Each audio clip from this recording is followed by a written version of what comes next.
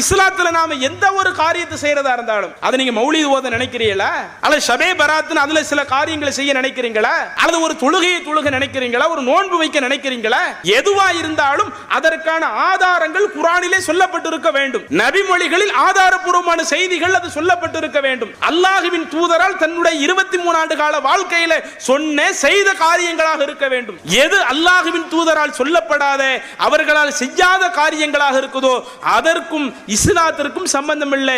இதுதான் இஸ்லாத்தினுடைய ஆன்மீகத்தின் இன்னொரு பகுதி.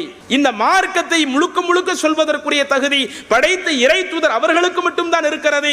அவர்கள் தான் இறைவனிடத்திலிருந்து வஹியை பெற்று தருகிறார்கள். அந்த இறைவனுடைய வழிகாட்டுதல் மட்டும்தான் நாம பின்பற்றப்படுவதற்கு உகந்தது. அஸ்ஸலாமு அலைக்கும் வரஹ்மத்துல்லாஹி பரகாத்துஹு.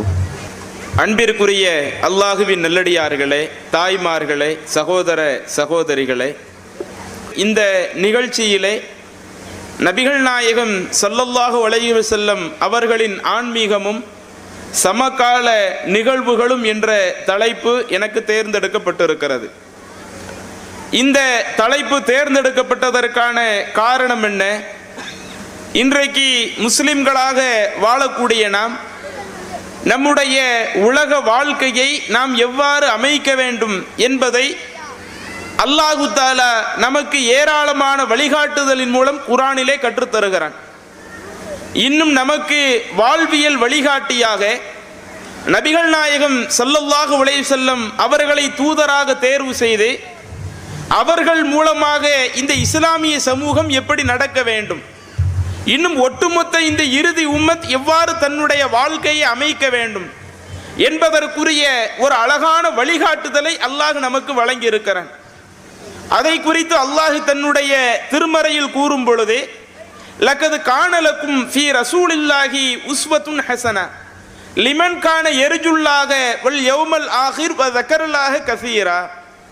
அல்லாஹ் சொல்லுகிறான், உங்களுக்கு அனுப்பப்பட்ட தூதர் நபிகள் நாயகம் ஸல்லல்லாஹு அலைஹி வஸல்லம் அவர்களிடத்திலே உங்களுக்கு அழகான முன்மாதிரி இருக்கிறது. யார் அல்லாஹுவை ஆதரவு வைக்கக்கூடிய நபர்களாக இந்த உலகத்தில் வாழ்கிறார்களோ, அதே போல மறுமை நாளையும் ஆதரவு வைத்து யார் இந்த உலகத்தில் வாழுகிறார்களோ, இன்னும் அல்லாஹுவை அதிகம் அதிகம் நினைப்பதற்கு யார் விரும்புகிறார்களோ அவர்களுக்கு உங்களுடைய தூதரிடத்தில் உங்களுக்கு அழகான முன்மாதிரி இருக்கிறது என்று அல்லாஹு தஆலா குறிப்பிடுகிறான். ஆனால் இன்றைக்கு நம்முடைய மனித சமூகத்தை எடுத்து பாருங்கள். குறிப்பாக நம்முடைய இஸ்லாமிய சமூகம் எப்படி இந்த உலக வாழ்க்கையை அமைக்கின்றார்கள்? அல்லாஹ்வின் தூதருடைய ஆன்மீகத்தை பற்றி எடுத்து சொல்ல வேண்டிய அவசியம் என்ன என்று நீங்கள் பார்த்தால், இன்றைக்கு இருக்கக்கூடிய முஸ்லிம்கள் நம்முடைய வாழ்க்கையிலே செய்யக்கூடிய பல நிகழ்வுகள் அல்லாஹ்வுடைய தூதர் கற்றுத்தராத நிகழ்வுகளாக இருக்கிறது. இன்னும் மற்ற கொள்கைகளுக்கும் இந்த இஸ்லாமிய மார்க்கத்திற்கும் எதை அல்லாஹ்வுடைய தூதர் அடிப்படையிலான ஒரு வித்தியாசமாக குறிப்பிட்டாங்களோ, மற்ற கொள்கைகளை விட இஸ்லாம் இதுல தான் தனிச்சிருக்குது என்று அல்லாஹ்வுடைய தூதர் என்னென்ன விஷயங்களை குறிப்பிட்டார்களோ அதில் கூட தடம் புரண்ட சமுதாயமாக இன்றைக்கு இந்த இஸ்லாமிய சமூகம் வாழ்ந்து கொண்டிருக்கிறது. அதனால தான் ரசூலுல்லாஹி ஸல்லல்லாஹு அலைஹி வஸல்லம் அவர்கள் கற்றுத்தந்த அந்த ஆன்மீகம் எப்படிப்பட்ட ஆன்மீகம், இன்னைக்கு நாம எந்த மாதிரி தடம் மாறி இருக்கிறோம் என்பதை விளக்குவதற்கு இந்த தலைப்பு தரப்பட்டு இருக்கிறது. முதல்ல நீங்க இன்றைக்கு இந்த உலகத்துல எடுத்து பார்த்தீங்கன்னா எத்தனையோ பல ஆன்மீக தலைவர்கள் இருக்கிறாங்க. மக்களால் பெரிய தலைவர்களாக மதிக்கக்கூடிய, ஆன்மீகத்தில் மிக முக்கியமான இடம் வகிக்கக்கூடிய எத்தனையோ பல தலைவர்கள் இன்றைக்கு இந்த உலகத்தில் வாழ்ந்து மறைந்திருக்கிறார்கள். அப்படி வாழ்ந்து மறைந்த எத்தனையோ பல தலைவர்களை இன்றைக்கு வாழக்கூடிய பல மக்கள் தன்னுடைய ஆன்மீக வழிகாட்டியாக எடுத்து செயல்படுகிறார்கள்.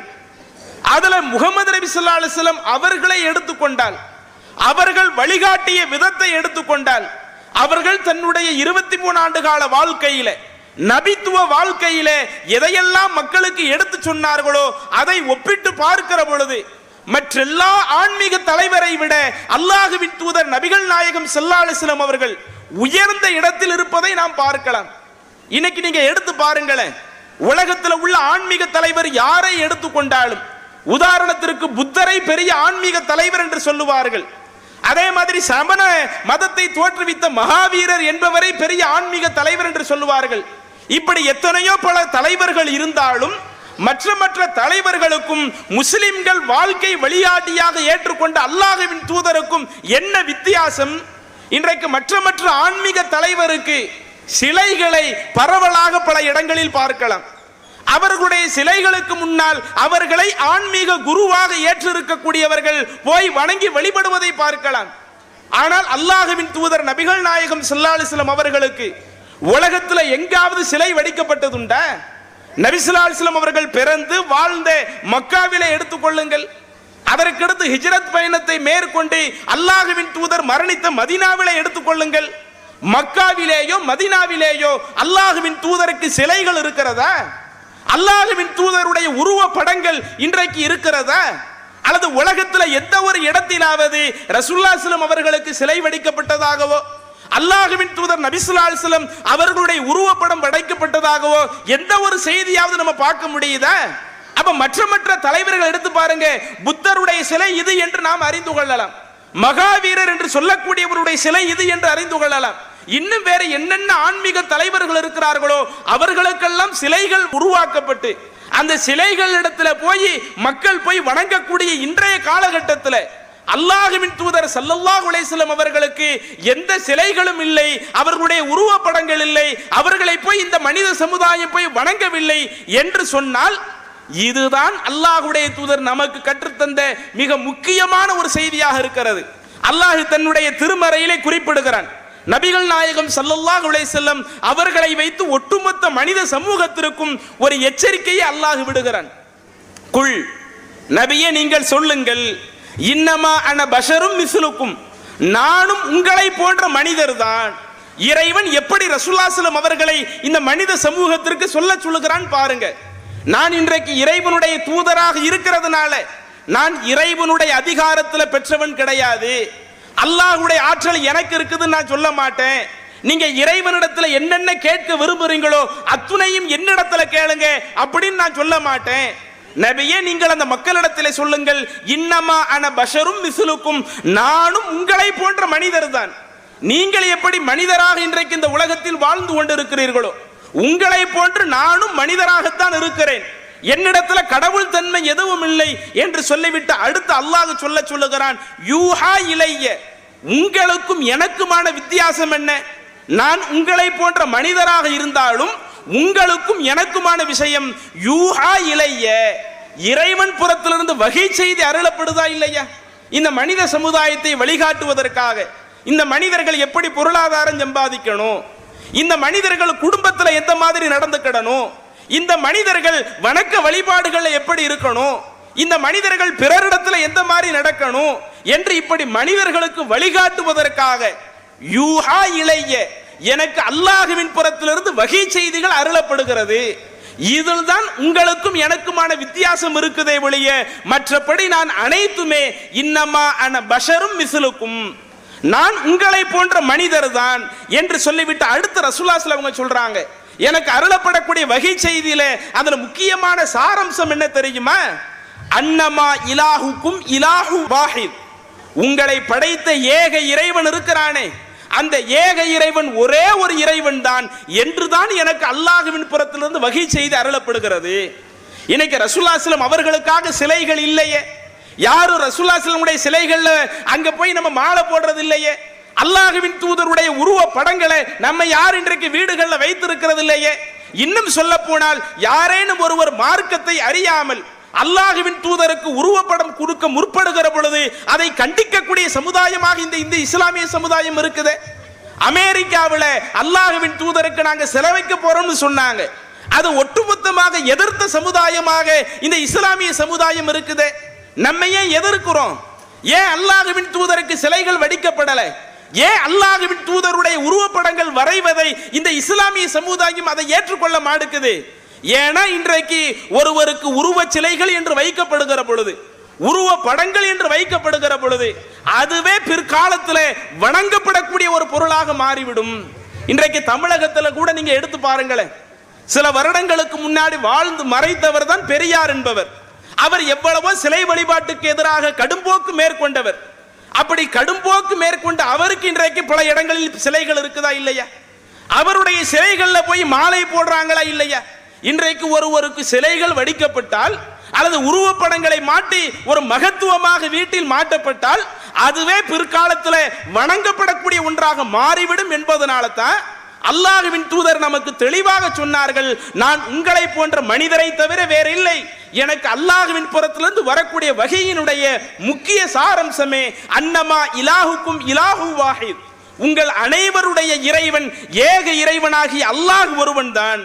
ஃபமன் கான யர்ஜு லிகா ரப்பிஹி, யார் அந்த ஏக இறைவனை மறுமை நாளில் சந்திக்க இருக்கிறீங்களோ, நம்ம அல்லாஹ்வை பார்க்க இருக்கிறோம், இந்த உலகம் ஒட்டுமொத்தமாக அழிக்கப்பட்ட பிறகு நம்ம எல்லாரும் அல்லாஹ் முன்னாடியே போய் நிற்போம், அப்படி இறைவனை நாம் சந்திக்கும் பொழுது நாம நல்ல நிலையை பெற வேண்டும் என்றால் ஃபல்யஅமல் அமலன் ஸாலிஹா, அவர்கள் சாலிகான நல்லறங்களை செய்து கொள்ளட்டும்.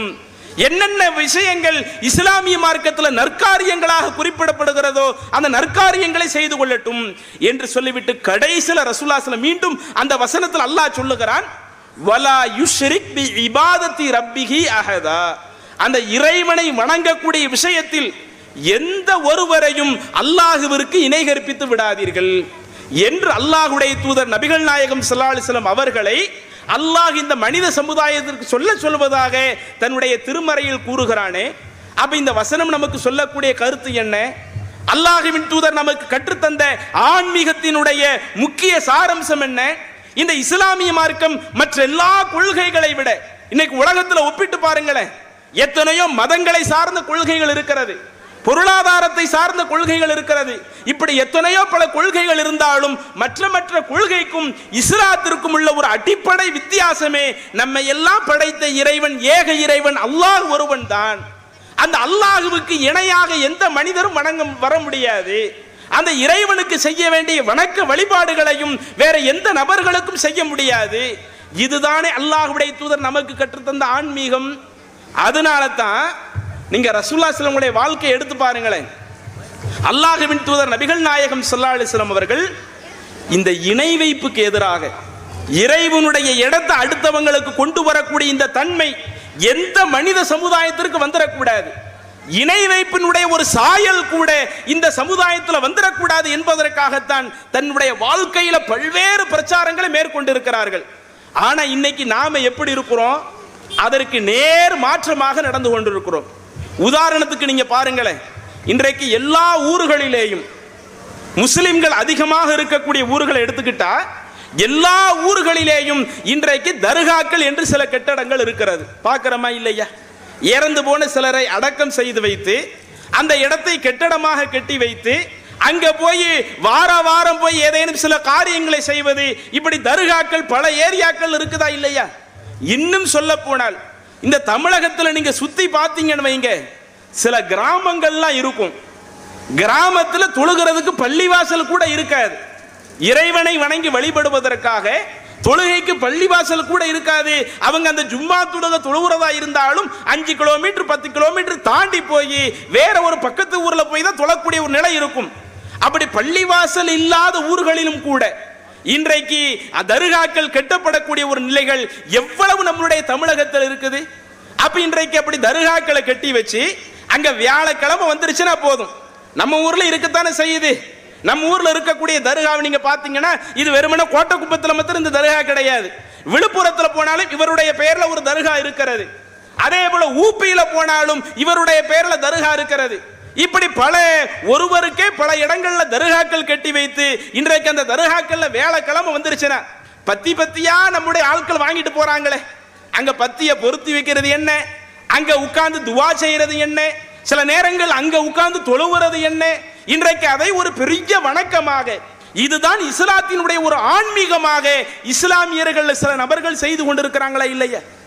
இதை பார்த்து நம்மளுடைய தொப்புள் கொடி உறவுகள்ல சில ஆட்கள், சரி நாமளும் தர்காவுக்கு போனா என்ன தப்பு, நம்ம குடும்பத்தில் சில பிரச்சனை வருது, நமக்கு பிள்ளை பாக்கியம் இல்லாம இருக்குது, எவ்வளவோ கோயில்களுக்கு ஏறி இறங்கிட்டோம், அந்த மாதிரி முஸ்லிம்கள் வணங்கி வழிபடக்கூடிய அந்த தர்காவுக்கு நம்ம போயிட்டா என்ன, அங்க போய் நம்ம பிரார்த்தனை செஞ்சுட்டா என்ன, அங்க போய் பத்தி பொருத்தி வச்சுட்டா என்ன என்று பிரமத அன்பர்களும் நாம் செய்யக்கூடிய இந்த செயல்களை பார்த்து ஒவ்வொரு ஊர்களிலும் கட்டப்பட்டு இருக்கிற அந்த தர்காக்கள்ல நாம செய்யக்கூடிய அந்த செயல்களை பார்த்து நாம பத்தி பொருத்தி வைக்கிறதுனால அவர்களும் பத்தி பொருத்தி வச்சுக்கிட்டு இருக்கிறாங்களா இல்லையா?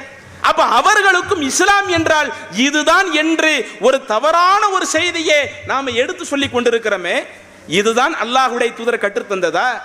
அப்ப இன்றைக்கு சமகாலத்தில் இஸ்லாம் சொல்லக்கூடிய அந்த ஆன்மீகத்திற்கு மாற்றமாக எப்படி அந்த தர்கா வழிபாடு நம்ம பக்கம் வந்துகிட்டு இருக்கு பாருங்க. ஆனா அல்லாஹ்வுடைய தூதர் என்ன செஞ்சாங்க தெரியுமா?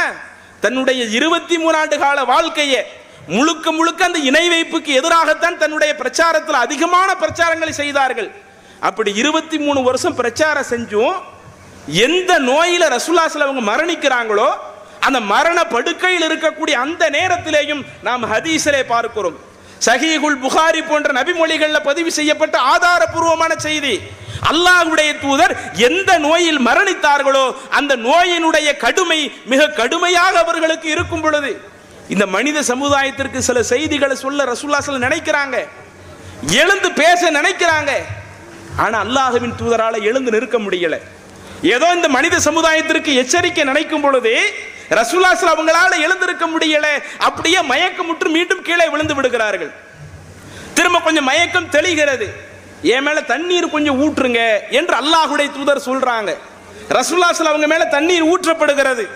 மீண்டும் எழுந்து மக்களுக்கு சில செய்திகளை சொல்ல வர்றாங்க. ஆனால் அந்த நோயினுடைய கடுமை மீண்டும் அவர்களை மயக்கத்திற்கு கொண்டு தள்ளி விடுகிறது. மீண்டும் மயங்கி விழுந்துடுறாங்க. அடுத்து ரசூலுல்லாஹி ஸல்லல்லாஹு அலைஹி வஸல்லம் அவங்க மேல தண்ணீர் ஊற்றப்படுகிறது. இப்படி மிக கடுமையான சித்திரவதையை அனுபவித்த அல்லாஹ்வுடைய தூதர் அந்த மயக்கம் தெளிந்த இந்த மனித சமுதாயத்திற்கு எச்சரித்தது என்ன தெரியுமா? இன்னைக்கு அதுல தான் நேர் முரணாக நம்ம பல நபர்கள் இருந்துகிட்டு இருக்கிறோம். ரசூலுல்லாஹி ஸல்லல்லாஹு அலைஹி வஸல்லம் அவ்வளவு கடுமையான நேரத்திலேயும் சில செய்திகளை சொல்ல வர்றாங்க, அவங்களால சொல்ல வர முடியல, மயங்கி விழுந்தாலும் தண்ணீரை தன் மீது ஊற்றிக்கொண்டு இந்த மனித சமுதாயத்திற்கு எச்சரித்த செய்தி என்ன? லஅனல்லாஹுல் யஹூத வன் நஸாரா, அல்லாஹ் யூதர்களை நாசமாக்குவானாக, அல்லாஹ் நசாராக்களை நாசமாக்குவானாக.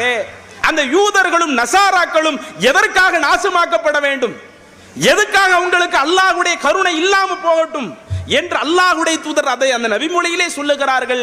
இத்தஹது குபூர அன்பியாஇஹிம் மசாஜித்.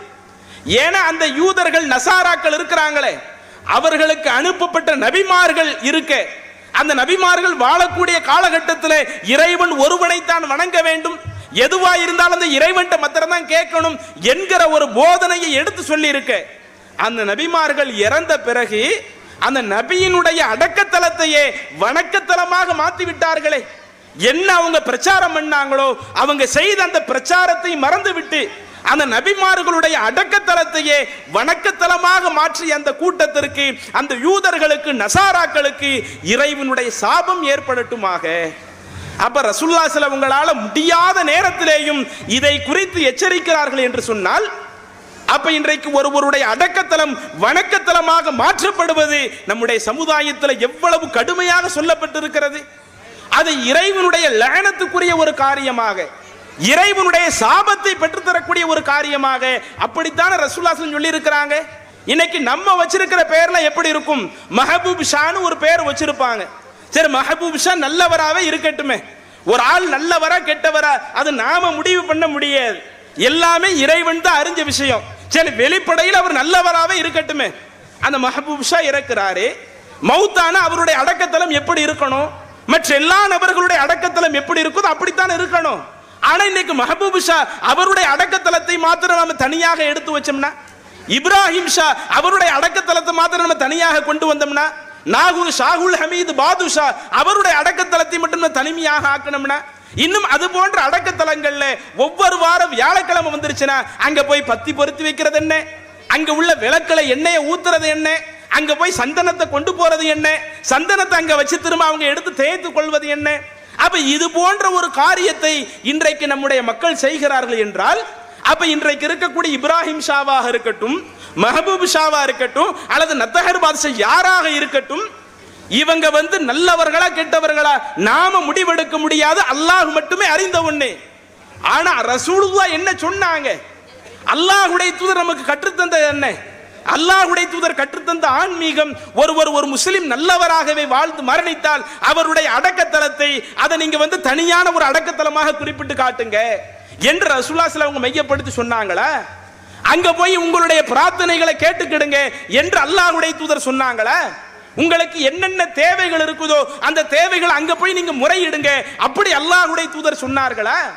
மரணிக்கிற நேரத்தில் நபிமார்களுடைய அடக்கத்தலத்தை வணக்கத்தலமாக மாற்றி அந்த கூட்டத்தை அல்லாஹ்வுடைய தூதர் சபிக்கிறார்கள் என்று சொன்னால், இறைவனுடைய சாபம் அவர்கள் மீது உண்டாகட்டும் என்று எச்சரிக்கிறார்கள் என்று சொன்னால், அப்ப இஸ்லாமிய மார்க்கத்தில் அந்த தர்கா வழிபாட்டினுடைய ஒரு சாயல் கூட வந்துடக்கூடாது என்பதில் ரசூலுல்லாஹி ஸல்லல்லாஹு அலைஹி வஸல்லம் கண்ணு கருத்துமா இருக்கிறாங்களா இல்லையா? அதனால தான் நீங்க ரசூலுல்லாஹி ஸல்லல்லாஹு அலைஹி வஸல்லம் அவங்களுடைய அடக்கத்தலத்தை பாருங்களேன். அல்லாஹ்வுடைய தூதர் அவங்க எங்க மரணிக்கிறாங்களோ, மரணிச்ச ஆயிஷா ரலியல்லாஹு அன்ஹா அவர்களுடைய வீட்டில் தான் ரசூலுல்லாஹி ஸல்லல்லாஹு அலைஹி வஸல்லம் அடக்கம் செய்யப்பட்டார்கள். அப்படி அடக்கம் செய்யப்பட்டு அல்லாஹ்வின் தூதருடைய அடக்கத்தலத்தில் அங்க யாராவது போய் கையேந்துறாங்களா? அறியாம யாரேன்னு போய் கையேந்தினாலும் அங்க இருக்கக்கூடிய அந்த மார்க்க அறிஞர்கள் இல்ல, அவங்கள்ட்ட கேட்காதீங்க.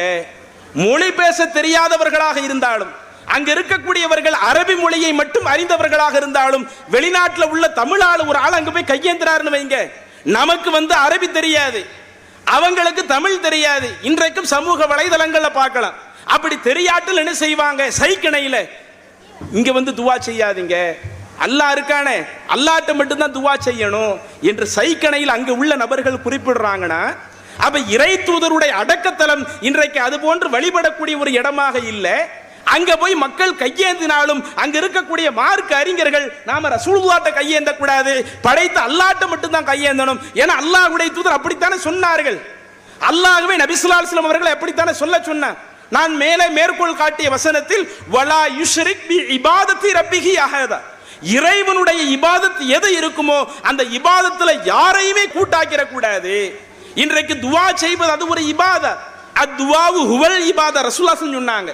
துவா செய்வதும் அது ஒரு இபாதத் என்றார்கள். அந்த இபாதத்தை நாம் இறைவனிடத்தில் மட்டும் செய்ய வேண்டும். நாம பிரார்த்தனை கேட்பது அல்லாஹ்விடத்தில் மட்டும் கேட்க வேண்டும். அப்ப அந்த பிரார்த்தனை ஒரு இபாதத்தாக இருக்க, அது அல்லாஹ்விடத்தில் மட்டும் கேட்கப்படக்கூடிய ஒரு செய்தியாக இருக்க, அப்ப அல்லாஹ்வை விடுத்து இவர் நல்லடியாராக வாழ்ந்தவர், இவர் ஒரு பெரிய மகானு, இவர் ஒரு பெரிய அவுலியா என்று அவருடைய அடக்கத்தலத்தில் போய் நாம் கையேந்தினோம் என்று சொன்னால், இன்னும் சொல்லப்போன சில நபர்கள் அங்க போய் தொழுகிறத ஒரு பெரிய ஒரு புண்ணியமாக நினைக்கிறாங்களே. எப்படி காபாவில் போய் தொழுகிறது அதிக பரக்கத்தை பெற்று தர்றதோ, அதிகமான நன்மைகளை பெற்று தர்றதோ, அந்த மாதிரி ஒருவருடைய அடக்கத்தலத்தில், ஒரு மகானுடைய அடக்கத்தலத்தில் போய் தொழுகிறத ஒரு பெரிய நன்மைக்குரிய ஒரு காரியமா பார்க்கிறாங்களே. அப்ப ரசூலுல்லாஹி ஸல்லல்லாஹு அலைஹி வஸல்லம் அதை விரும்பல. அதனால தான் அவர்கள் மரணிக்கக்கூடிய கடைசி தருவாயிலும் சொன்னார்கள், எந்த சமுதாயம் நபியினுடைய அடக்கத்தலத்தை வணக்கத்தலமாக எடுத்தார்களோ அவர்களுக்கே சாபம் உண்டாகும். நபிமார்களாக இருந்தாலும் அவங்க நமக்கு வழிகாட்டுகிறார்கள், அவ்வளவுதான். இறைவனுடைய செய்தியை எடுத்து சொல்லுகிறார்கள், அவ்வளவுதான். அந்த நபிமார்கள் அல்லாஹ்வுடைய இடத்துக்கு வந்துட முடியாது. அவங்களுடைய அடக்கத்தலங்கள் வணங்கப்படக்கூடிய ஒரு இடமாக ஆக்கப்பட்ட கூடாது என்று இவ்வளவு ரசூலுல்லாஹி ஸல்லல்லாஹு அலைஹி வஸல்லம் சொன்னாங்களே. அப்ப இதற்கு நேர் மாற்றமாக இன்றைக்கு மனித சமூகத்தில் நடக்குதா? அதே மாதிரி பார்த்தீங்கன்னா சில தர்காக்கள் இன்றைக்கு தமிழகத்தில் இருக்கும். அந்த தர்காக்கள்ல எப்படி ஒவ்வொரு வார வியாழக்கிழமை வந்துச்சுன்னா அதுக்கு பத்தி பொறுத்துற நபர்களா இருக்கிறாங்களோ, அதே மாதிரி வருஷத்துல ஏதாவது குறிப்பிட்ட ஒரு நாள் வச்சிருப்பாங்க. குறிப்பிட்ட ஒரு நாள் இது உருசு, இது சந்தனக்கூடு நிகழ்வு என்று சொல்லி ஏதேனும் ஒரு நாளை அதை ஒரு பெரிய ஒரு விழாவாக, அந்த நாளில் அங்க போடக்கூடிய ஆடம்பர லைட்டுகள் என்ன, அந்த நாளில் அங்க போடக்கூடிய சீரியல் லைட்டுகள் என்ன, அந்த நாளில் அங்க போடக்கூடிய கடைகள் என்ன, ஒரு பக்கம் அல்வா கடை இருக்கும், இன்னொரு பக்கம் மிச்சர் கடை இருக்கும், இப்படி அங்க போடப்படக்கூடிய கடைகள் என்ன. இன்னும் சில இடங்கள்ல இன்னைக்கு ராட்டினம் போடுவாங்கல்ல, ஒரு தர்காவில் ஒரு பெரிய விழா வருதுன்னு வைங்க, உடனே அங்க ராட்டினத்தை போட்டு அங்க ஆண்கள் பெண்கள் போறது என்ன. அப்ப இப்படி ஒரு வருடத்துல ஏதேனும் ஒரு நாளை, குறிப்பிட்ட ஒரு நாளை ஒரு விழாவாக இன்றைக்கு ஆக்கி கொண்டிருக்கிறார்களே. ரசூலுல்லாஹி ஸல்லல்லாஹு அப்படி அதை அனுமதிச்சாங்களா? ரசூலுல்லாஹி ஸல்லல்லாஹு அவர்கள் தன்னுடைய கபரை பற்றி எச்சரிக்கிறார்கள். லா தஜஅலு கபரி ஈதா, என்னுடைய கபரை கூட நீங்கள் விழா கொண்டாடக்கூடிய இடமாக ஆக்காதீங்க. ரசூலுல்லாஹி ஸல்லல்லாஹு அவங்க தானே நமக்கு முன்மாதிரி. நம்மளுடைய வாழ்க்கையில எல்லாத்திற்குமே அல்லாஹ்வின் தூதரிடத்துல முன்மாதிரி இருக்குது இல்ல. அந்த இறை தூதர் நமக்கு சொன்னது என்ன? நான் மரணிச்சுட்டு போனாலும், என்னை நீங்கள் அடக்கம் செய்தாலும், என்னை அடக்கம் செய்த என்னுடைய அடக்கத்தலம் இருக்குதே, லா தஜஅலு கபரி ஈதா, என்னுடைய அடக்கத்தலத்தை நீங்கள் விழா கொண்டாடக்கூடிய ஒரு இடமாக ஆக்கிடாதீங்க. என்னுடைய அடக்கத்தலம் அது அடக்கத்தலமாகத்தான் இருக்கணுமே ஒழிய அங்க வச்சு ஒரு ஃபங்க்ஷன், ஒரு நிகழ்ச்சி நடத்துறது இப்படிப்பட்ட ஒரு இடமாக ஆக்காதீங்க இன்னைக்கு இந்த நபிமொழிக்கு மாற்றமாக எத்தனை இடங்கள்ல நடைபெறுகிறது? உருசு என்றும் சந்தனக்கூடு என்றும் கொடிமரம் என்றும், இன்றைக்கு அந்த கொடிமரத்தையும் சில நேரங்களில் அதை ஒரு பெரிய ஒரு புனிதமாக நினைச்சு நம்முடைய சமுதாயம் போய்கிட்டு இருக்கிறாங்களா இல்லையா? சில ஊர்களில் நீங்க பாத்தீங்கன்னா ஒரு கொடிமரத்துக்கு பச்சை கலரை அடிச்சிருவாங்க, அதுக்கு பச்சை கலர் கொடியவும் பறக்க விட்டுருவாங்க. இஸ்லாத்துக்கும் பச்சை கலருக்கு என்ன சம்பந்தம்னே நமக்கு தெரியலைங்க. இன்னைக்கு நீங்க பாருங்களேன், எந்த தர்காவில் போய் பார்த்தாலும் அந்த தர்காவில் போர்த்தப்பட்டு இருக்கிற அந்த போர்வை அது வெள்ளை கலர்ல நீங்க பார்க்க முடியாது, கருப்பு கலர்ல நீங்க பார்க்க முடியாது. அந்த போர்வை எதுல தான் போட்டிருப்பாங்க? பச்சை கலர்ல தான் அந்த போர்வை போட்டிருப்பாங்க. அதே மாதிரி கொடிமரம் இருக்குதுன்னு வைங்க, சில இடங்கள்ல வருஷம் அது வந்து கொடியேற்ற விழா என்று நடத்துவாங்க. யானை மேல அந்த கொடியை வச்சு அதை ஊர்வலமா போறது, சில நேரங்களில் யானை கிடைக்காட்டும் குட்டி யானை வண்டியில் அந்த கொடியை கொண்டு போய் ஊர்வலம் போறது, அப்படிலாம் இன்னைக்கு பல இடங்கள் நடந்துகிட்டு இருக்குது. அந்த கொடிமரத்தை பார்த்தால் அது பச்சை கலரா தான் இருக்குது, அந்த பறக்கக்கூடிய அந்த கொடியை எடுத்தால் அது பச்சை கலரா தான் இருக்குது. அதை எடுத்துட்டு போகும்போது முன்னாடி ஒரு பக்கம் கொட்டை அடிச்சு மேலதால அடிச்சு ஒரு கூட்டம் போறது, பின்னாடி இன்றைக்கு நம்மள இளைஞர் பட்டாலும் இன்னைக்கு நம்ம சமுதாயம் எவ்வளவு நாசத்தை நோக்கி போய்கிட்டு இருக்குது, அதை பற்றி சிந்திக்க மாட்டார்கள். அரசியல் நாம எந்த அளவிற்கு புறக்கணிக்கப்பட்டு இருக்கிறோம், அந்த அரசியல் தெளிவு இருக்காது. தர்காவில் விழா வந்துருச்சு இல்ல, இன்னைக்கு மத்த சமுதாயத்தில் ஒரு கோவில் கூட இது போன்ற நிகழ்ச்சி வந்தா எப்படி அங்க இளைஞர்கள் ஆட்டம் போட்டுக்கிட்டு இருக்கிறாங்களோ, நம்ம தர்கா நிகழ்ச்சியில் நாமளும் அதே மாதிரி செய்வோம், நாமளும் ஆடல் பாடல் நிகழ்ச்சி வைப்போம் என்று கொடிமரங்கள் எடுத்து செல்லப்படுகிற பொழுது ஆடல் பாடல் நிகழ்ச்சி வச்சு அங்கே மார்க்கம் தடுத்திருக்கிற இசை ஒலிக்கப்படும், அங்கே அநாகரிகமான முறையில் அவங்களுடைய பேச்சுக்கள் இருக்கும், அவங்களுடைய நடவடிக்கைகள் ஆட்டம் பாட்டங்கள் அது வேறு விதமாக இருக்கும். இப்படி இதையெல்லாம் ஒரு புனிதமாக, இது இஸ்லாத்தினுடைய ஒரு அங்கமாக இன்றைக்கு பிரமத அன்பர்களுக்கு நம்ம கற்றுத்தர்றோமே. இதுதான் ரசூலுல்லாஹி நமக்கு சொல்லி சென்றதா? ஹதீஸ்ல பாருங்களேன், சுனன் அபூதாவுத் என்ற ஹதீஸ் கிரந்தத்தில் பதிவு செய்யப்பட்ட ஒரு நபிமொழி. ரசூலுல்லாஹி அவர்கள் மக்காவிலிருந்து மதீனாவுக்கு ஹிஜ்ரத் பண்ணி போன பிறகு கடைசியில் அந்த மக்காவை வெற்றி கொள்வதற்காக மீண்டும் ரசூலுல்லாஹி அவங்க மக்காவுக்கு வர்றாங்க. அப்படி மக்காவுக்கு வரும் பொழுது பல நபித்தோழர்கள் இன்னும் பல்வேறு சமுதாயத்தினர்கள் அந்த டயத்தில் இஸ்லாத்தையும் ஏற்றுக்கொள்கிறார்கள். ரசூலுல்லாஹி அவங்க மக்கா வெற்றி கொள்வதற்காக மதீனாவிலிருந்து போறாங்கல்ல, ரசூலுல்லாஹி அவங்க மக்காவை வெற்றி கொள்ள போறாங்க என்ற தகவல் கேள்விப்பட்ட உடனே இஸ்லாமிய மார்க்கம் அதிகமாக மேலோங்கி விட்டது என்பதை அறிந்த உடனே பல கூட்டத்தினர், பல கபீலாக்கள் அவங்க வந்து இஸ்லாத்தை ஏற்கிறார்கள். அப்படி இஸ்லாத்தை ஏற்று அனைவருமே அல்லாஹ்வின் தூதரோடு மக்காவிற்கு வந்து விடுகிறார்கள். அப்படி மக்காவுக்கு வந்த பிறகு ரசூலுல்லாஹி அவர்கள் அந்த மக்காவிலிருந்து என்ன பண்றாங்க, ஹுனைன் என்கிற பகுதிக்கு போறாங்க. அங்க ஒரு ஹுனைன் யுத்தம் நடைபெற இருக்குது. அந்த ஹுனைன் யுத்தத்திற்காக முஸ்லிம்களை படை திரட்டி ரசூலுல்லாஹி அவர்கள் மக்காவிலிருந்து என்ன பண்றாங்க, ஹுனைனோனுக்கு போறாங்க.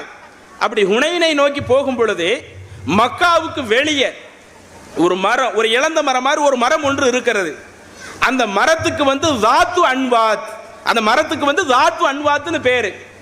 அதை புதிதாக இஸ்லாத்தை ஏற்றுக்கொண்ட பல நபித்தோழர்கள், பல நபர்கள் அந்த மக்கா வெற்றியின் போது தான் இஸ்லாத்துக்கு வர்றாங்க. இஸ்லாத்துக்கு வந்த உடனே அவங்களுக்கு என்ன வேலை வருது, அவங்க வந்து ஹுனைன் யுத்தத்திற்காக கிளம்ப வேண்டிய ஒரு சூழல் வருது. அப்படி ஹுனைன் யுத்தத்திற்காக போற வழியில தான் தாத்து அன்வாத்னு ஒரு மரத்தை பார்க்கறாங்க. அது தாத்து அன்வாத்னா மரம்னா என்ன, அந்த நபிமொழிகள்ல இருக்குது. அந்த மரத்தை அன்றைக்கு வாழக்கூடிய முஷ்ரிக்கீன்கள் இருந்தாங்களா இல்லையா, அதை வந்து ஒரு புனிதமா நினைப்பாங்களாம். ஏதேனும் ஒரு நல்ல காரியத்திற்கு போறதா இருந்தா அங்க போய் சில பிரார்த்தனைகளை செஞ்சுட்டு போறது, இன்னும் ஒரு போருக்கு போறதா இருந்தா தங்களுடைய வாள்கள் அந்த மரத்துல மாட்டிட்டு போறது. இப்படி நம்ம மாட்டிட்டு போனோம்னா நமக்கு வந்து பரக்கத்து கிடைச்சிரும், நம்ம நினைச்ச காரியத்தை வந்து என்ன செஞ்சிடலாம், அதை வந்து நம்ம ஜெயிச்சிடலாம் என்று சொல்லி இப்படிப்பட்ட ஒரு நம்பிக்கை அன்றைய காலத்தில் வாழ்ந்த அந்த முஷ்ரிக்கீன்கள்ட்ட இருந்தது. அப்ப அவங்க வந்து எந்த மரத்தை புனிதமாக நினைப்பாங்களோ அப்படி புனிதமாக நினைக்கக்கூடிய அந்த மரத்தை நாங்கள் கடந்து சென்றோம். புதிதாக இஸ்லாத்தை ஏற்றுக்கொண்ட அந்த நபித்தோழர்கள் அந்த மரத்தை கடந்து போறாங்க. அப்படி கடந்து போகும் பொழுது அவங்க அப்பந்தானே இஸ்லாத்தை ஏற்றாங்க, அவங்களுடைய உள்ளத்துல ஒரு கேள்வி ஒண்ணு உதிக்குது.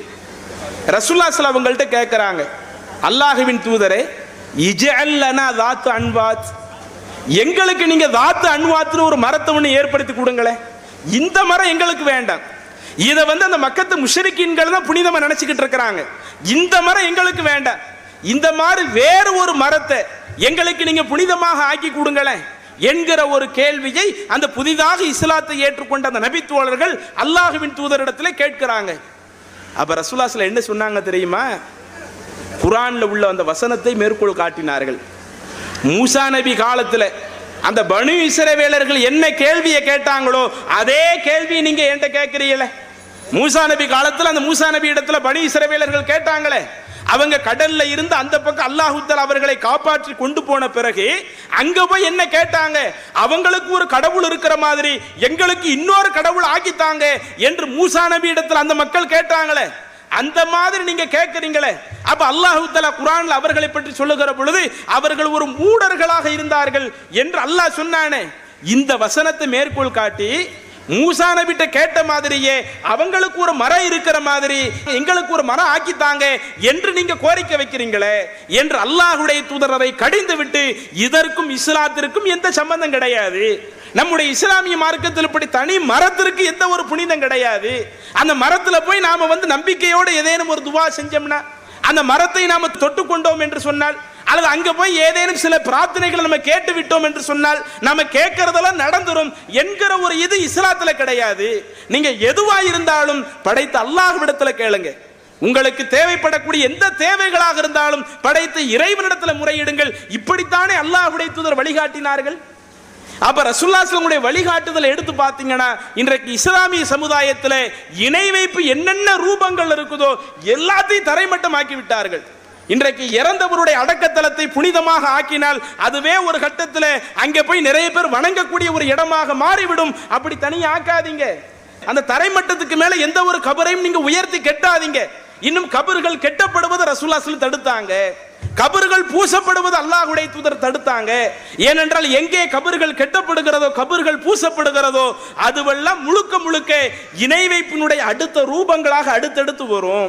அப்ப அந்த இணை வைப்பினுடைய வாசல் அறவே திறக்காத விதத்தில் அல்லாஹ்வுடைய தூதர் இந்த சமுதாயத்தை உருவாக்கினால் என்ன தேவைகள் இருந்தாலும் படைத்த இறைவன்ட்ட மட்டும்தான் நீங்க கேட்கணும் என்று அல்லாஹ்வுடைய தூதர் ஒரு அழகான ஒரு ஆன்மீகத்தை, படைத்த இறைவன் அல்லாஹ் ரப்புல் ஆலமீன் தான், அவன் நம்முடைய பிடரி நரம்பை விட நெருக்கமாக இருக்கிறான்.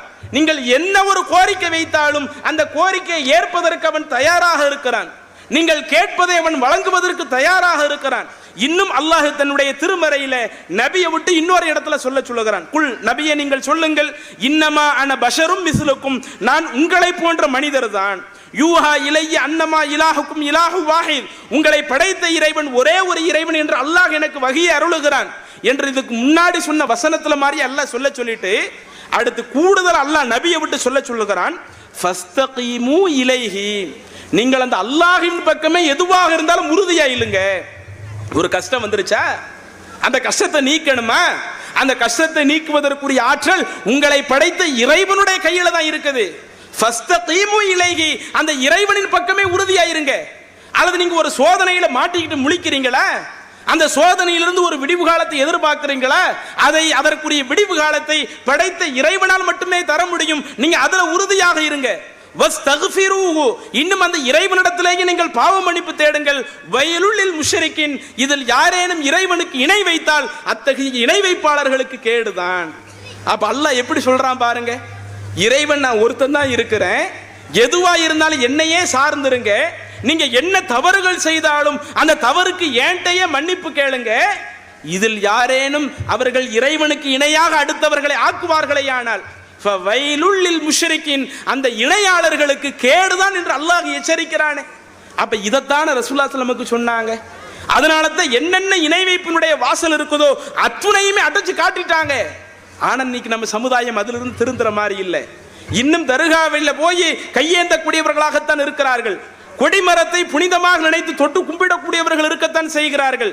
இன்னும் அந்த ஊர்வலத்தை ஒரு பெரிய மகத்துவம் என்று நினைக்கக்கூடியவர்களாக இருக்கிறாங்க. அடுத்தவருடைய அடக்கத்தலத்தை அது ஒரு விழா கொண்டாடக்கூடிய இடமாக ஆக்கி கொண்டிருக்கிறார்கள். இன்னும் சொல்ல போனா சில மாசங்களுக்கு முன்னாடி நம்ம கோட்டகுப்பம் கிளை சார்பாக ஒரு இனிய மார்க்கம், இஸ்லாம் ஒரு இனிய மார்க்கம் அப்படின்னு ஒரு நிகழ்ச்சி நடத்துறோம். பல இடங்கள்ல தௌஹீத் ஜமாத் சார்பாக இந்த நிகழ்ச்சி நடத்திக்கிட்டே இருக்கிறோம். பிரமத அன்பர்களை வர சொல்லி நீங்க இஸ்லாம் குறித்து எந்த கேள்வினாலும் கேளுங்க, முஸ்லிம்களுடைய செயல்கள் குறித்து எந்த கேள்வினாலும் கேளுங்க, அதுக்கு இஸ்லாமிய மார்க்கம் என்ன விளக்கம் சொல்லுது அதை நாங்க உங்களுக்கு சொல்றோம்.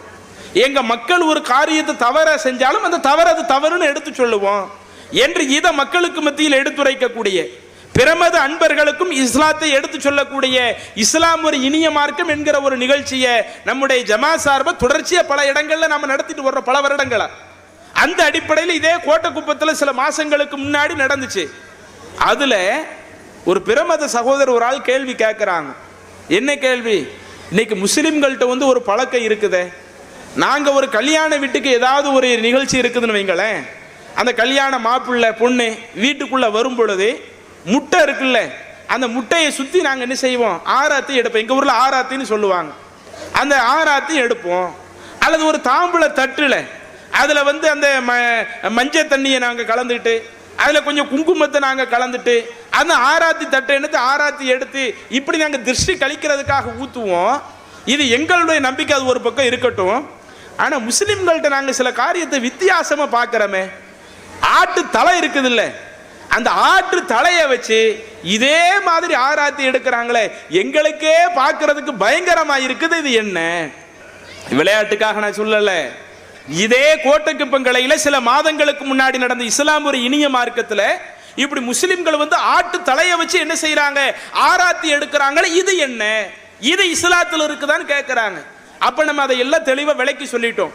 இஸ்லாமிய மார்க்கத்தில் இப்படி நல்ல நேரம் பார்க்கிறது, கெட்ட நேரம் பார்க்கிறது, இப்படி சகுனம் இப்படி எதுவுமே இல்லை. எல்லாமே இறைவனுடைய கையில இருக்குது. நமக்கு எந்த ஒரு நன்மை இருந்தாலும் அது அல்லாஹ்ட்ட இருந்தா நமக்கு வருதுன்னு நாங்க நம்பணும். எங்களுக்கு எந்த ஒரு சோதனை வந்தாலும் அந்த சோதனையும் அல்லாஹ்ட்ட இருந்தா வருது. அதனால தான் நம்ம விதியை பத்தி சொல்லும் போது என்ன சொல்லுவோம், வல் கத்ரி கைரிஹி வ ஷர்ரிஹி மினல்லாஹி தஆலா. எங்களுக்கு எந்த நன்மை வந்தாலும் எந்த தீங்கு வந்தாலும் அது இறைவன் புறத்துல இருந்தா வருது.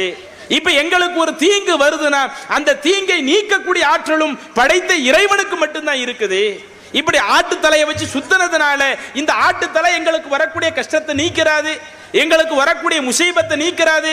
அல்லது முட்டையை சுத்தினாலேயோ தாம்பளத்தட்டை சுத்தினாலேயோ அதனால எங்களுக்கு எந்த முசீபத்து நீங்கிறாது. இது எந்த திருஷ்டியும் கழிக்காது. இப்படி திருஷ்டிங்கிற உண்மை இஸ்லாத்துல இல்ல என்பதை பிரமத அன்பர்களுக்கு விளக்கக்கூடிய ஒரு நிகழ்ச்சியாக அந்த ஒரு நிகழ்ச்சியை நடத்தணும். அப்ப இதெல்லாம் எப்படிப்பட்ட ஒரு மார்க்கத்துல நாம இருந்துகிட்டு இன்னைக்கு எந்த மாதிரி பிரமத அன்பர்களுக்கு காட்டிட்டோம் பாருங்க. இஸ்லாம்னாலே தர்கா வழிபாடு, இஸ்லாம்னாலே கொடிமரத்தை புனிதமாக நினைக்கிறது, இஸ்லாம்னாலேயே அது கபருஸ்தான்ல விழா கொண்டாடக்கூடிய இடமாக்குறது, இஸ்லாம்னாலேயே நல்ல நேரம் பார்க்கிறது, கெட்ட நேரம் பார்க்கிறது, இஸ்லாம்னாலேயே ஆராத்தி எடுக்கிறது, ஆட்டு தலையை வந்து சுத்துறது. அப்ப இந்த மாதிரி நாம அல்லாஹ்வுடைய தூதர் ஒரு ஆன்மீகத்தை கற்றுத்தந்திருக்க இதுக்கு நேர் மாற்றமாக இன்றைக்கு பிரமத அன்பர்களுக்கு ஒரு தவறாக நாம இஸ்லாத்தை புரிய வச்சிருக்கிறோமா? அப்ப அதிலிருந்து இந்த இஸ்லாமிய சமுதாயம் திருந்த வேண்டும். இதிலிருந்து மீளாமே இதே இணை வைப்பான நிலையிலேயே நாம் மரணித்து விட்டால் அல்லாஹ் காப்பாற்றணும். அல்லாஹ் குர்ஆனிலே எச்சரிக்கிறான், இன்னஹு மை யுஷ்ரிக் பில்லாஹ், யார் படைத்த இறைவனுக்கு இணைகரிப்பித்த நிலையிலே ஒருவன் மரணித்து விடுகிறானோ ஃபக்கத் ஹர்ரமல்லாஹு அலைஹில் ஜன்னா, அல்லாஹ் அவருக்கு சொர்க்கத்தை ஹராமாக்கி விட்டான். இன்னைக்கு எத்தனையோ பல பாவங்கள் இருக்கிறது. சில நேரங்கள் அல்லாஹ் நாடுற அந்த பாவத்தை மன்னிச்சு சொர்க்கத்துக்கு அனுப்பிடலாம், அல்லது அந்த பாவத்து மாதிரி தண்டனை நரகத்தில் கொடுத்துட்டு கடைசியில் சொர்க்கத்துக்கு அனுப்பிடலாம்.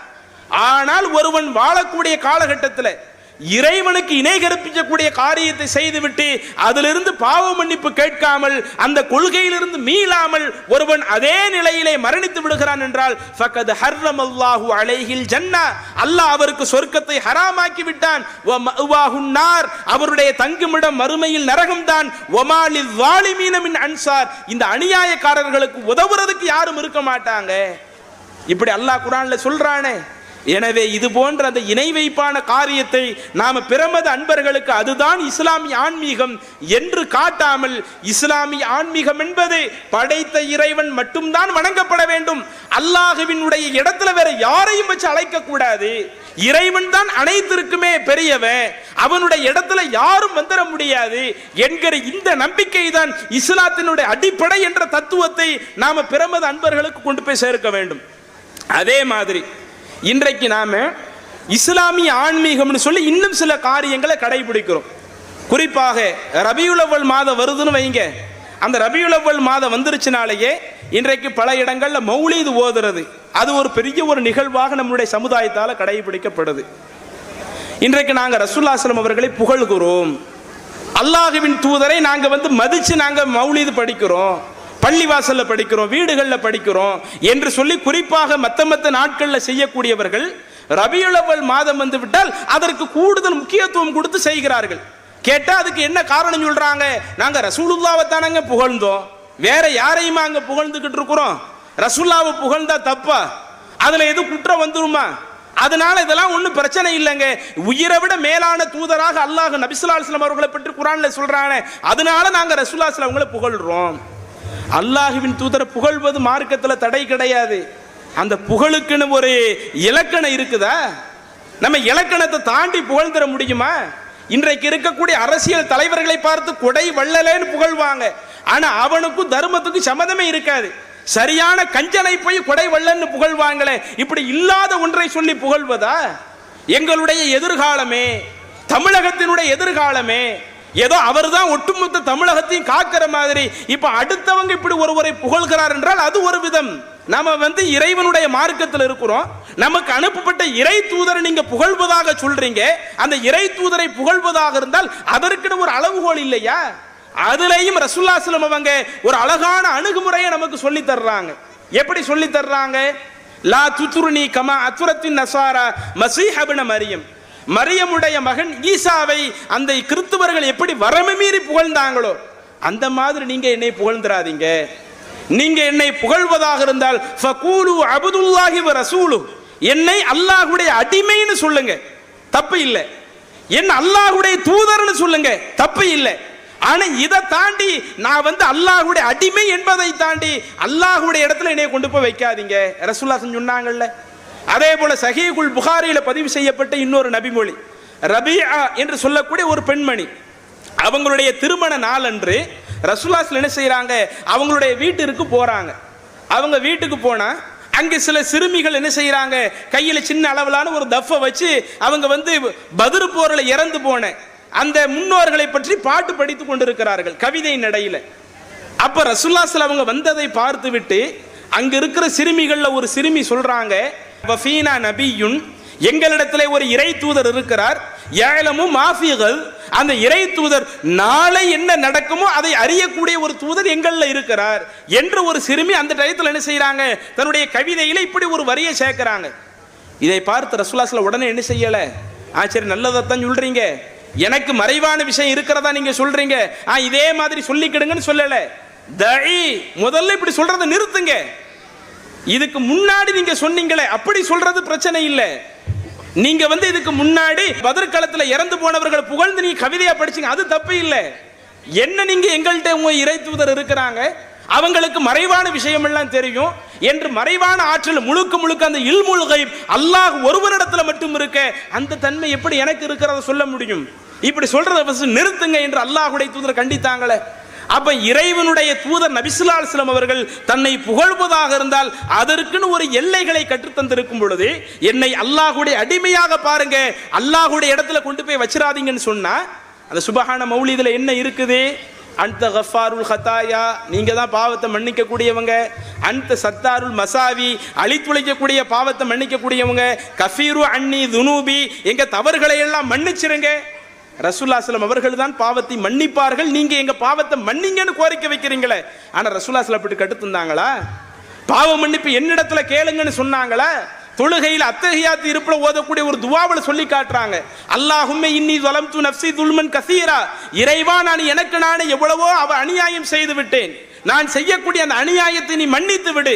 லா யக்ஃபிரு ذுனூப இல்லா அன்த, உன்னை தவிர வேற யாராலும் பாவத்தை மன்னிக்க முடியாது. ரசூலுல்லாஹி ஸல்லல்லாஹு அலைஹி வஸல்லம் துஆவிலேயே சொல்லி தர்றது பாவ மன்னிப்புங்கிறது அல்லாஹ்ட்ட மட்டும்தான் இருக்குது, அல்லாஹ்வை தவிர்த்து வேற யாரும் மன்னிக்க முடியாது என்று இருக்கும் பொழுது இன்னைக்கு அந்த மௌலிது வரிகள் இப்படி புகழ்றீங்களே, அப்ப இதுதான் புகழ்வதா? இன்றைக்கு அதை ஒரு ஆன்மீகமாக நன்மை கிடைக்கக்கூடிய ஒரு காரியமாக ஒவ்வொரு வருடமும் ரபியுல் அவ்வல் மாதத்துல ஒரு புனிதமாக நினைச்சு ஓதிக்கிட்டு இருக்கிறோமே, அப்ப இது ரசூலுல்லாஹி ஸல்லல்லாஹு அலைஹி வஸல்லம் கற்று தந்தது கிடையாது. அல்லாஹ்வுடைய தூதரை நம்ம குறிப்பிட்ட நாளில் மட்டும் புகழ்வதல்ல, அனைத்து நாட்களிலேயும் புகழப்பட வேண்டியவர்கள், அனைத்து நாட்களிலேயும் மதிக்கப்பட வேண்டியவர்கள். அல்லாஹ்வுடைய தூதர் தன்னுடைய வாழ்க்கையில என்னென்ன செய்திகளை சொல்லி சென்றார்களோ அதை நடைமுறைப்படுத்தி விட்டு எங்களுடைய இறை தூதர் என்ன சொன்னாங்களோ அதுக்கு அப்படியே 100% கட்டுப்படக்கூடியவன் என்று சொல்லி நீங்க அந்த புகழை வெளிப்படுத்துங்க, தப்பு கிடையாது.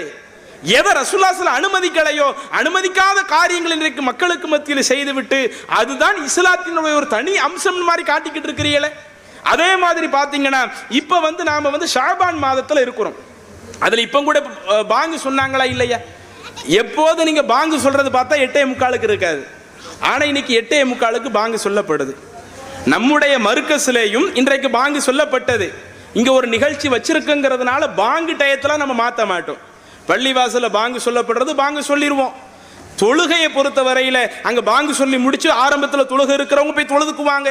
இங்க இருக்கிறவங்க இன்ஷா அல்லாஹ் இந்த நிகழ்ச்சி முடிஞ்சு அங்க போய் நம்ம தொழுகையை வச்சுக்குவோம். ஆனா இன்னைக்கு பார்த்தோம்னா பாங்கையே 8:45 இன்னைக்கு சொல்லப்படுது. ஏன் இப்படி பாங்கு 8:45 சொல்லப்படுது? இன்னைக்கு ஷபே பராத்து என்று இப்படி ஒரு நிகழ்வை கையில் எடுக்கிறாங்க. ரசூலுல்லாஹி ஸல்லல்லாஹு அலைஹி வஸல்லம் கற்றுத்தந்த ஆன்மீகம் என்ன? எப்படி படைத்த அல்லாஹ்வினுடைய விஷயத்துல நாம யாரையும் அல்லாஹ்வுடைய இடத்திற்கு கொண்டு வரக்கூடாது என்கிற போதனையை இந்த சமுதாயத்திற்கு எடுத்து சொன்னார்களோ அதே போல்தான் அல்லாஹ்வுடைய தூதர் நமக்கு சொன்ன மிக முக்கியமான ஒரு செய்தி. இந்த இஸ்லாமிய மார்க்கம் என்பது அது முழுக்க முழுக்க அல்லாஹ்விற்கு சொந்தமான மார்க்கம். அல்லாஹ்வே குர்ஆன்ல அதான் சொல்லி காட்டுறான். அலா லில்லாஹி தீனுல் ஹாலிஸ். மனிதர்கள் அறிந்து கொள்ளுங்கள், இந்த களப்பற்ற மார்க்கம் என்பது அல்லாஹ்விற்கு சொந்தமானது. அப்ப இந்த அல்லாஹ்வுக்கு சொந்தமான இந்த இஸ்லாமிய மார்க்கத்துல எதை இறைவன் அனுமதிக்கணும், எதை அனுமதிக்க கூடாது, அது அல்லாஹ்வுக்கு மட்டுமே உள்ள விஷயம். அப்படி இறைவன் தன்னுடைய தூதர் மூலமாக எந்த செய்தியை நமக்கு சொல்லி சென்றானோ அது மட்டும்தான் இஸ்லாமாக இருக்க முடியும். அல்லாஹ் குர்ஆன்ல இன்னொரு வசனத்துல சொல்லுகிறான், வமை யப்தகி கைரல் இஸ்லாமி தீனா. இஸ்லாத்துல சொல்லப்படாத ஒரு விஷயத்தை, இஸ்லாத்துல அல்லாத ஒன்றை யார் நன்மை என்று கருதி செய்கிறார்களோ ஃபலையுக்பல மின்ஹு, அந்த காரியம் அவர்களிடமிருந்து ஏற்றுக்கொள்ளப்படாது. வஹுவ ஃபில் ஆகிரத்தி மினல் ஹாசிரின். இது போன்ற மார்க்கத்தில் இல்லாத காரியத்தை செய்யக்கூடியவர்கள், அதை நன்மைன்னு நினைச்சு அவங்க செஞ்சாலும் மார்க்கத்தில் இல்லாத ஒன்றை இவர்கள் செய்வார்களேயானால் அதை இறைவனால் ஏற்றுக்கொள்ளப்படாமல் இருப்பதோடு மறுமை நாளிலேயும் அவர்கள் நஷ்டவாளியாக இருப்பார்கள் அப்படின்னு அல்லாஹ் சொல்றானே. நபிகள் நாயகம் ஸல்லல்லாஹு அலைஹி வஸல்லம் அவர்களும் நமக்கு சொல்லுகிறார்கள், மன் அஹதஸ ஃபீ அம்ரினா மா ஹாதா லைஸ அலைஹி ஃபஹுவ ரத்துன். நான் கற்றுத்தராத ஒரு காரியத்தை யார் ஒருவர் இந்த இஸ்லாத்தில் செய்கிறாரோ அந்த காரியங்கள் அத்துணையும் அது இஸ்லாத்தில் அது மறுக்கப்பட்டு விடும். நான் சொல்லாத உடனே நீங்க நன்மை நினைச்சு செஞ்சாலும் அல்லாஹ் அதற்கு நன்மையாக தரமாட்டான்.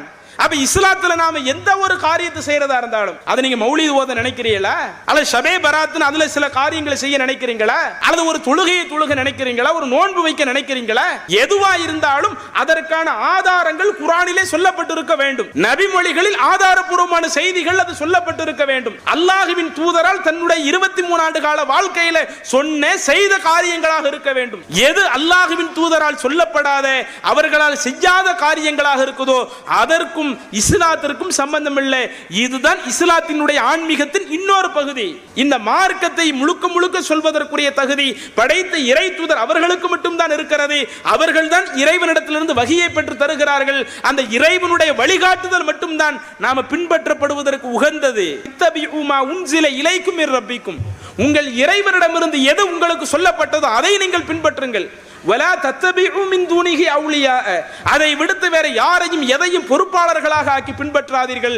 கலீலம் மா ததக்கரூன். நீங்கள் குறைவாகவே படிப்பினை பெறுகிறீர்கள். அப்ப அல்லாஹ்வும் சொல்றான்ல, ஏன்றிருந்து என்ன செய்தி உங்களுக்கு சொல்லப்படுதோ அதைத்தான் பின்பற்றணும்னு. இப்ப இந்த ஷாபான் மாதம் பிறை 15ல இதுதான் லைலத்துல் பராத் இரவு அப்படின்னு சொல்லி இன்றைக்கு பார்த்தீங்கன்னா பள்ளி வாசல்கள்ல இரவு நேரங்கள்ல அதிகமான தொழுகைகள் இன்றைக்கு தொழுகப்படுங்க. அதே மாதிரி யாசின் சூறாவை இன்னைக்கு கொஞ்சம் அதிகமா ஓதுவாங்க. குறிப்பாக 3 யாசின்கள் ஓதுவாங்க. அதே மாதிரி பள்ளிவாசல் எல்லாம் வீடுகளிலேயும் இன்றைக்கு யாசின்கள் ஓதப்படும். 3 யாசினுக்கு அது ஒரு காரணம் சொல்லுவார்கள். ஒன்னு ரிஸ்க்குக்காக நாங்க ஓதுறோம், பாவ மன்னிப்பு முன் சென்ற அந்த மரணித்தவர்களுடைய பாவ மன்னிப்புக்காக நாங்க ஓதுறோம், எங்களுடைய அந்த வாழ்நாளுக்காக ஓதுறோம். இப்படி சில காரணங்களை சொல்லி என்ன செய்யறாங்க, 3 யாசீனை ஓதுறாங்க. இன்னும் சொல்ல போன ஆரம்பத்தில் இப்ப இருக்குதான்னு தெரியல, ஆரம்பத்தில் 12 மணி வரை பள்ளிவாசல்ல இது போன்ற தொழுகைகள் நடக்கும். 12 மணிக்கு பிறகு என்ன செய்வாங்கன்னா ஒவ்வொரு ஊர்ல கபிரிஸ்தான் இருக்கும்ல, அந்த கபிரிஸ்தான்ல லைட்டு கட்டி வச்சிருப்பாங்க. எல்லாரும் கபிரிஸ்தானுக்கு அங்கேயும் இது போன்ற அந்த பாவ மன்னிப்புகளில் ஈடுபடுறது, இது போன்ற அந்த யாசின் சூறாக்கள்ல ஓதுறது, இது போன்ற காரியங்கள் ஈடுபடுவார்கள். சரி, இப்படி பராத் இரவுன்னு ஷாபான் பிறை 15ல செய்யறாங்களே, இன்னும் இப்படி இரவு நேரங்கள் இது போன்ற காரியத்தில் ஈடுபடக்கூடிய பகல் நேரம் வந்து விட்டால் அதுல நோன்பு நோக்கக்கூடியவர்களாக இருப்பார்கள். சரி, இப்ப இதை ஒரு நன்மை என்று நினைத்து நாம செய்யறோமே, இது யாரு கற்றுத்தந்தது? அல்லாஹ்வுடைய தூதர் அப்படி சொல்லி இருக்கிறாங்களா? ஒவ்வொரு வருடமும் ஷாபான் மாதத்தில் பிறை 15 அடைந்து விட்டால் நீங்கள் பள்ளி சில ஆட்கள் 100 ரக்காயத்துகள் வர தொழுவாங்க. இப்படி 100 ரக்காயத்தை நீங்க தொழுவுங்க, 3 யாசீனை ஓதுங்க, வீட்லையும் ஓதுங்க, பள்ளிவாசலையும் ஓதுங்க, கபர்சான்லையும் ஓதுங்க. இன்றைய தினம் மட்டும் ஸ்பெசிபிக்காக நீங்க எல்லாரும் கபர்சானுக்கு போங்க, இப்படி ஏதாவது சொல்லி இருக்கிறாங்களே? பொதுவா நாம மன்னரைகளுக்கு போறது, அது எல்லா நாட்கள்ல போறது தப்பு இல்லை. ஒரு பொது மையவாடி இருக்குதுன்னு வைங்க, நம்ம அங்க போறதுனால நமக்கு ஆகிரத்துடைய சிந்தனை அதிகரிக்கும். அதனால நாம பொது மையவாடிக்கு பொதுவா எல்லா நாளும் போறது தப்பு இல்லை. ஆனா ஸ்பெசிபிக்காக குறிப்பிட்ட ஒரு நாள்ல ஷாபான் பிறை 15 இதுதான் பராத்துடைய இரவு, அதனால நாம மன்னரைக்கு போகணும், அதனால இதுல 3 யாசீனை ஓதணும், பள்ளிவாசல உட்கார்ந்து ஓதணும், வீட்டுல உட்கார்ந்து ஓதணும், அதுக்கு இன்னென்ன சிறப்பு இருக்குதா? இதை ரசூலுல்லாஹ் சொன்னாங்களா? அதே மாதிரி நோன்பு, என்னென்ன நோன்பெல்லாம் ரசூலுல்லாஹ் கற்று தர்றாங்க. ரமலான் மாதத்துல வைக்கக்கூடிய நோன்பு பத்தி நமக்கு சொல்லி இருக்கிறாங்க. முஹர்ரம் மாதத்துல 9, 10 வைக்கக்கூடிய ஆஷுரா நோன்பை பத்தி பேசுறாங்க. துல்ஹஜ் மாதம் பிறை 9 வைக்கக்கூடிய அந்த அரஃபா நோன்பு பத்தி பேசுறாங்க. ஒவ்வொரு மாதமும் பிறை 13, பிறை 14, பிறை 15 அதுல சுன்னத்தான நோன்பு கடைபிடிக்கிறவங்க கடைபிடிங்க, ரசூலுல்லாஹ் சொல்றாங்க. ஒவ்வொரு வாரமும் திங்கட்கிழமை வியாழக்கிழமை நோன்பு வைங்க, ரசூலுல்லாஹ் சொல்றாங்க. இப்படி எல்லாம் சொன்ன அல்லாஹ்வுடைய தூதர் நபி ஸல்லல்லாஹு அலைஹி வஸல்லம் அவர்கள் ஷாபான் மாதம் பிறை 15 பர்டிகுலராக ஸ்பெசிபிக்காக நோன்பு வைக்க வேண்டும் என்ற ஆதாரபூர்வமான செய்தி ஏதாவது இருக்குதா?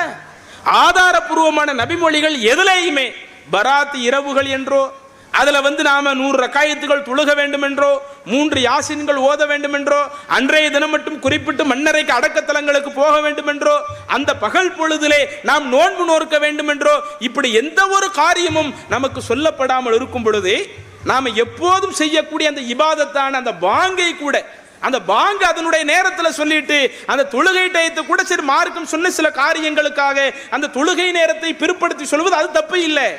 ஆனா இன்றைக்கு பாங்கே பிற்படுத்தி சொல்லப்பட்டு கொண்டு இருக்கிறது. கேட்டா இது பராத் இரவுல நிறைய வணக்க வழிபாடுகள் ஈடுபடுறாங்க. இன்னும் சொல்ல போன சில நேரங்கள்ல பல வீடுகள்ல அஜரத்துமார்களை வர சொல்லி எங்க வீட்டுல நீங்க யாசீன் ஓதிட்டு போங்க, எங்க வீட்டில் நீங்க துவா ஓதிட்டு போங்க என்று இப்படி சில இடங்கள் தனியா ஸ்பெசிபிக்காக செய்யறமே. லைலத்துல் பரா என்ற ஆதாரபூர்வமான நபிமொழிகள் அந்த வார்த்தையாவது இடம்பெற்றிருக்குதா? லைலத்துல் கதிர் குர்ஆன்லயே இருக்குது. இன்னா அன்ஸல்நாஹு ஃபீ லைலத்துல் கதிர். லைலத்துல் கதிர் இரவு அன்றைக்கு நாம் இந்த குர்ஆனை இறக்கணும். அந்த லைலத்துல் கதிர் இரவு ரமலான்ல இருக்கிறதாக என்ன செய்யறாங்க? ரசூலுல்லாஹி ஸல்லல்லாஹு அலைஹி வஸல்லம் கடைசி பத்துல ஒற்றைப்படையில் இருக்கிறதா குறிப்பிடுறாங்க. அப்ப லைலத்துல் கதிர் இரவு என்று இதுக்கெல்லாம் லைலத் என்ற வார்த்தை சேர்ந்து வந்திருக்குது. லைலத்துல் பரா குர்ஆன்ல அப்படி ஏதாவது வார்த்தை இருக்குதா? அல்லது ஆதாரபூர்வமான நபிமொழிகள்ல லைலத்துல் பரான்னு இருக்குதா?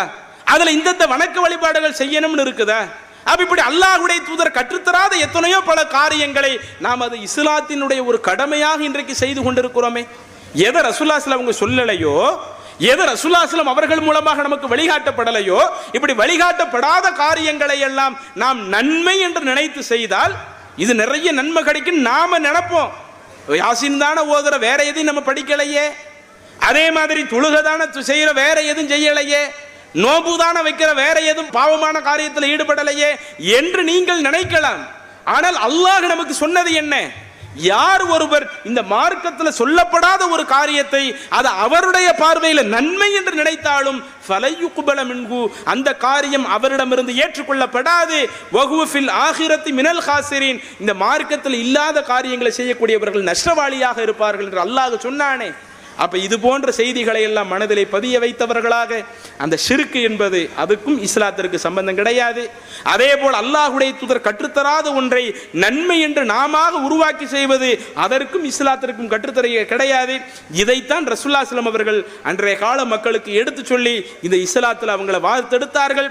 அதே இஸ்லாத்தை வாழ்க்கை நெறியாக ஏற்றுக்கொண்டு இன்றைக்கு சமகாலத்தில் இஸ்லாத்தில் இல்லாத பல காரியங்களை செய்து கொண்டிருக்கிறோம். இதிலிருந்து முற்றிலும் நாம் விலக வேண்டும். இன்னும் இது சம்பந்தமாக விளக்கப்படுவதற்கு இன்னும் நிறைய செய்திகள் இருக்கிறது. ரசூலுல்லாஹி ஸல்லல்லாஹு அலைஹி வஸல்லம் அவர்கள் வெறுமனே இது போன்ற இபாதத் சம்பந்தமாக மட்டும் சொல்லவில்லை, சமுதாய அக்கறையோடு பல காரியங்களை செய்தார்கள். திருமணத்தை பற்றி பேசினார்கள். ஒரு திருமணம்னா அது ஆடம்பரமாக இருக்கக்கூடாது. எந்த திருமணம் மிக குறைந்த செலவுல நடத்தப்படுதோ அதில் தான் அல்லாஹ்வுடைய பரக்கத் இருக்கும் என்று அல்லாஹ்வுடைய தூதர் அந்த திருமண முறையை வழிகாட்டினார்கள். அந்த ஆன்மீகத்தை சொல்லி தந்த அல்லாஹ்வுடைய தூதர் இந்த உலக வாழ்க்கையில கல்யாண விஷயங்கள் எப்படி இருக்கும் ரசூலுல்லாஹ் கற்று தந்தாங்க. இன்னைக்கு அதுக்கு நேர் மாற்றமா நம்ம நிறைய பண்ணிக்கிட்டு இருக்கிறோம். அதையெல்லாம் பற்றி விளக்கி சொல்வதற்கு நமக்கு நேரம் இல்லை. இதையெல்லாம் நம்மளுடைய மனதில் பதிய வைத்தவர்களாக அல்லாஹ்வுடைய தூதர் எதை நமக்கு சொன்னார்களோ அந்த இஸ்லாமிய மார்க்கத்தை மட்டும் முழுவதுமாக நம்ம ஏற்று நடக்கக்கூடிய நன்மக்களாக இருக்கணும். அதை தாண்டி இன்றைக்கு மக்களால் எது இஸ்லாமாக கருதி பின்பற்றப்படுகிறதோ அந்த காரியங்கள் எதற்கும் ஆதாரம் இல்லாத பட்சத்தில், குர்ஆனில் அதற்கான ஆதாரம் இல்லாவிட்டால், ஆதாரபூர்வமான நபிமொழிகள் அதற்கான ஆதாரம் இல்லாவிட்டால், அது போன்ற காரியங்களில் இருந்து விலகி அல்லாஹ் தூதர் கற்றுத்தந்த அந்த குர்ஆன் மூலமாக ரசூலுல்லாஹி ஸல்லல்லாஹு அலைஹி அவர்கள் சொல்லி சென்ற அந்த செய்திகளை நம்முடைய வாழ்க்கையில முறையாக கடைபிடிக்கக்கூடிய நன்மக்களாக மாறணும். இறைவன் அப்படிப்பட்ட ஒரு வாய்ப்பை நம் அனைவருக்கும் தருவானாக என கூறி வாய்ப்பளித்தமைக்கு நன்றி கூறி நிறைவு செய்கிறேன். வாஹிர் தாவானா அனில் அல்ஹம்துலில்லாஹி ரப்பில் ஆலமீன். அஸ்ஸலாமு அலைக்கும் வரஹ்மத்துல்லாஹி வபரகாத்துஹு. இஸ்லாம் மற்றும் சமுதாய செய்திகளை அறிந்து கொள்ள தமிழ்நாடு தௌஹீத் ஜமாஅத் யூடியூப் பக்கத்தை உடனடியாக சப்ஸ்கிரைப் செய்து கொள்ளுங்கள். மேலும் பெல் பட்டனையும் கிளிக் செய்து கொள்ளுங்கள்.